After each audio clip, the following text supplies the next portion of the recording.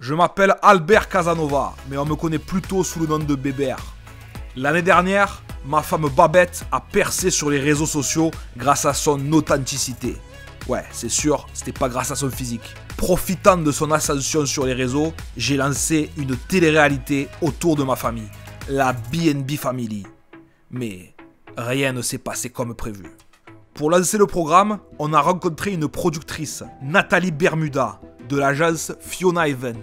Nathalie, elle est dure en affaires. On n'était pas exactement sur la même longueur d'onde. Comment on fait si on n'est pas d'accord sur qui participe à l'émission? Moi, je lui parlais de sincérité. Elle me parlait de placement, d'influence, de tangente au bras. J'ai rien compris. Elle nous a fait rencontrer une psychologue, Sylvie, pour soi-disant analyser notre couple. Mais au final, il s'est avéré que c'était plutôt elle qui avait besoin d'un psy. Et vous vous renvoyez le couteau comme ça. Cette psy, elle a pas plu à Babette. Du coup, elle a fait une tentative de meurtre sur Nathalie, la productrice. Elle est là, cette folle! Vous m'avez menti! Pourquoi vous avez menti à moi? Babette, elle m'emmerde. Depuis le début, elle veut pas que notre fille Sophie apparaisse dans l'émission. Et elle l'a fait flouter. Oui, Ce soir, je vais voir Elise. qu'est-ce que vous allez faire? Il y a des garçons. Alors que moi, je voulais qu'on la voie pour faire de l'audience. Parce que je le sais, tout le monde bande sur ma fille. Comme on n'était pas d'accord, j'ai fait venir Sauveur, un médiateur qui travaillait pour la production, pour essayer de convaincre Sophie et Babette de se montrer à l'écran. Malheureusement, le type s'est avéré être un gros détraqué sexuel. Tu ne veux pas que j'ai des problèmes? Mais apparemment, ça a pas du tout gêné Sophie. J'accepte de faire l'émission. Vous êtes un génie Sauveur, je vous engage. Chais Babette. Malgré mes efforts, le programme ne décollait pas. Alors Nathalie a piqué une crise pour nous obliger à faire des activités. J'ai pas de rendu, j'ai rien. Tu m'écoutes, Bébert, quand je te parle. J'en peux plus de travailler avec des gens comme vous. Et c'est à ce moment-là qu'on a vu que c'était une grosse folle. Alors, pour la calmer, Babette a fait du théâtre avec Sophie. Réciproquement, Avec le poissonnier. j'ai acheté des courses crevettes. Mais c'était vraiment pas une bonne idée.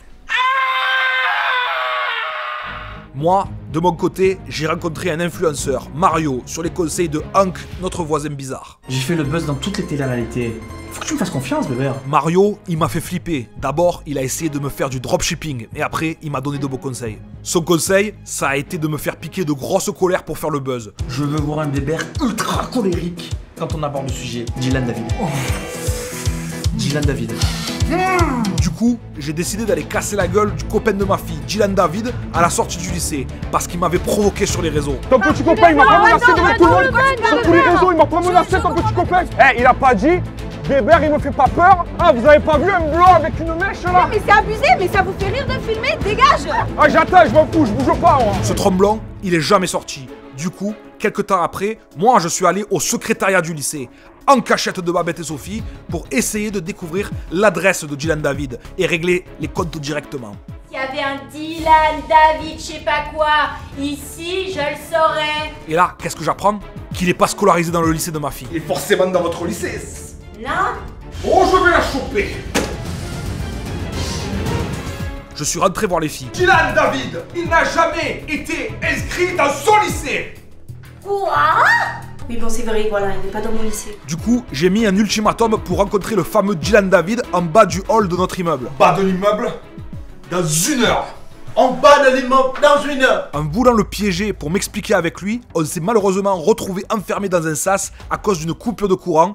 Faites-le sortir de là. Faites-le sortir de là. Et là, j'apprends que les filles m'ont encore pris pour un con, car le jeune qui est juste devant moi, c'est pas Dylan David, c'est un copain de classe de Sophie. Moi là-bas, je suis un ami de Sophie, de classe. Insignifiant, elle me calcule même pas. Et alors que je pensais que rien ne pourrait être pire, on découvre une bombe dans notre boîte aux lettres. C'est une bombe. Une bombe. C'est une bombe. Oui, c'est une bombe.